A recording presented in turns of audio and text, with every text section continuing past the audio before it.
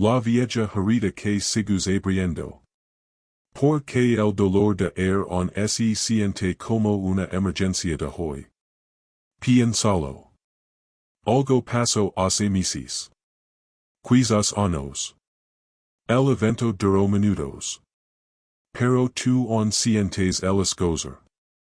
On pierde el sueño. On repites la escena como una canción mala que se te pega. El evento terminó. Tu pensamiento, no. Esa es la verdad que nadie quiere enfrentar. El insulto terminó. La pérdida ocurrió. La ruptura acabó.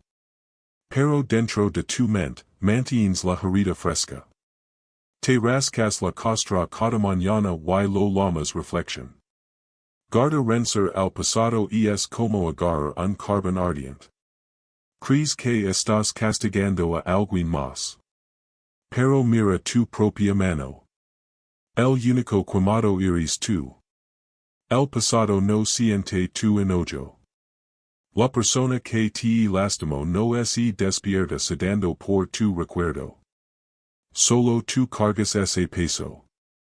Solo tú sufres el segundo golpe. Nombremos la mentira primero. La mentira, el dolor no debería existir. Deja de creer que te permitieran un camino fácil. Quien te dijo que la vida sería justa. Quien te permitió un sendero sin espinas.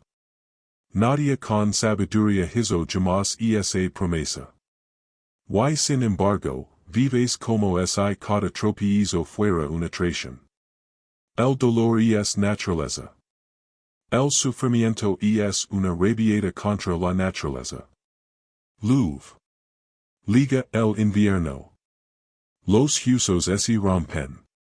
La gente se Virginia esto no es un defecto del universo. Así funcionan las cosas. Pero tú exiges algo diferente. Exiges comodidad. Exiges facilidad. Y cuando la vida dice que no, haces un berrinche dentro de tu propia cabeza. Quien te dijo que sentir incomodidad significa que algo salió mal? Nadie. Tú inventaste esa regla. Y luego te castigaste por romperla. Escucha con atención. Los estoicos sabían un secreto que la mayoría nunca aprende. Aquí está, la única respuesta equivocada al dolor es la creencia de que el dolor está mal. No el dolor mismo. No la pérdida. No la dificultad. Tu creencia de que la dificultad no debería existir, ese es el veneno.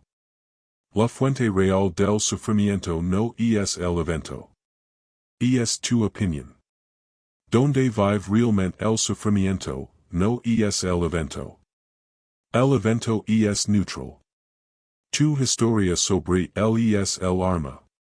Piensa en dos personas que pierden el mismo trabajo. La misma empresa. La misma semana. La misma carta. Una persona se sienta en la oscuridad durante años. Se dice a sí mismo, fracas. No valgo nada. Nadie me volverá a contratar. Sufre cada día. La otra persona crece en meses. Se dice a sí mismo, ese trabajo no era para mí. Ahora soy libre de encontrar algo mejor. La pasa mal, sí. Pero no sufre. La diferencia. No la pérdida. El juicio. No el evento, el significado. No la pérdida, la exigencia. No el pasado, la negativa a aceptar. Mira, la vida sucede. Luego tú añades una historia. Esto es injusto. No merezco esto. Deberían haberme tratado mejor. Esa historia no es verdad. Es una opinión que has repetido tantas veces que olvidaste que la inventaste. Esa negativa a aceptar lo que pasó es una elección. Why las elecciones pueden cambiar? La única elección que termina con el sufrimiento innecesario. Acepta lo que pasó. No de mala gana. Completamente. La mayoría cree que aceptar es rendirse. Creen que significa dejar, bien, perdí. Eso no es aceptación. Eso es agotamiento. La aceptación real es diferente. La aceptación real dice, esto pasó. No me gusta. Pero no desperdiciar ni un segundo más peleando contra lo que no se puede cambiar. Un árbol no maldice al viento que lo rompe una rama. Crece alrededor de la ruptura. ¿Has visto un árbol viejo con una cicatriz? La herida sigue allí. El árbol no borró el daño.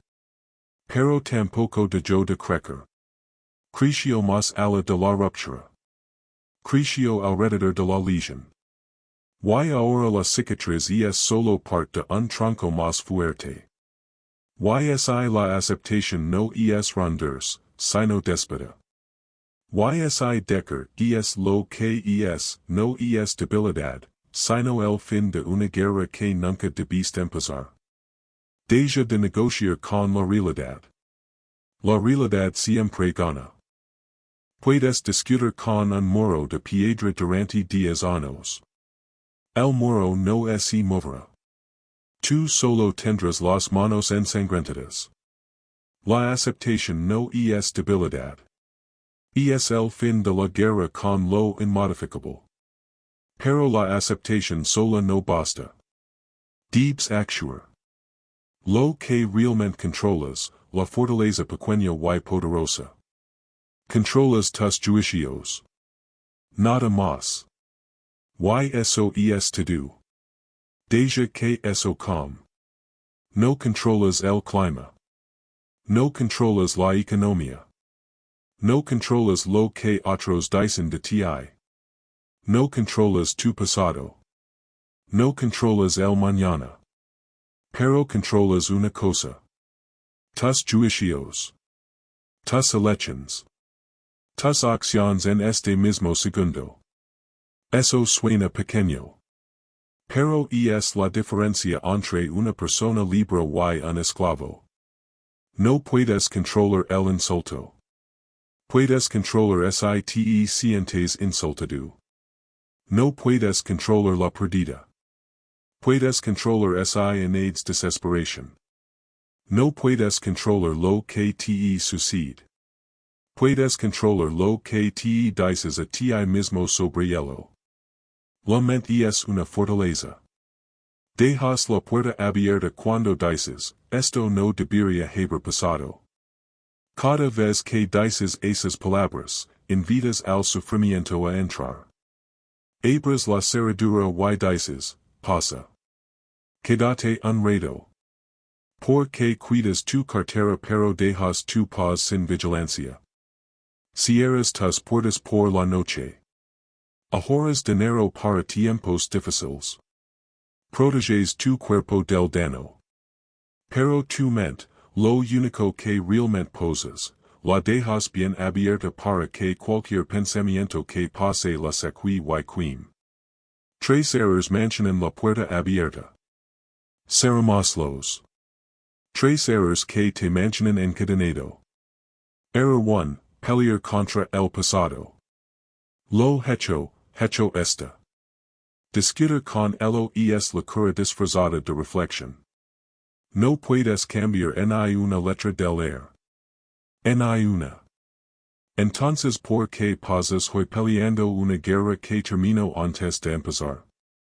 El pasado no se preocupa por tu enojo. Suéltalo. No porque perdes. Porque estás cansado de cargar peso muerto. Error 2, vivir en un futuro que aún no ha llegado. La ansiedad es sufrimiento pagado por adelantado por una deuda que quizás nunca leg. Arruinas hoy preocupando por la semana que viene. Arruinas esta hora temiendo el año que viene. Pero, ¿dónde está el desastre? En tu cabeza. No en la realidad. El emperador estoico Marco Aurelio escribió que sufrimos más en la imaginación que en la verdad. Tenía razón. Deja de comprar dolor a crédito. Error 3. Exigir una vida sin dolor. Esperar comodidad garantiza sufrimiento. Esperar obstáculos prepara la fuerza. La vida te golpeará. Eso no es una mala noticia. Es el campo de entrenamiento. Cada dificultad es una maestra. Cada perdida es una lección. Cada queda es una oportunidad para levantar más fuerte. Pero si exiges facilidad, pasarás toda tu vida enojado con aquello que podría volver inquebrantable. Peli con el pasado, sufres dos veces.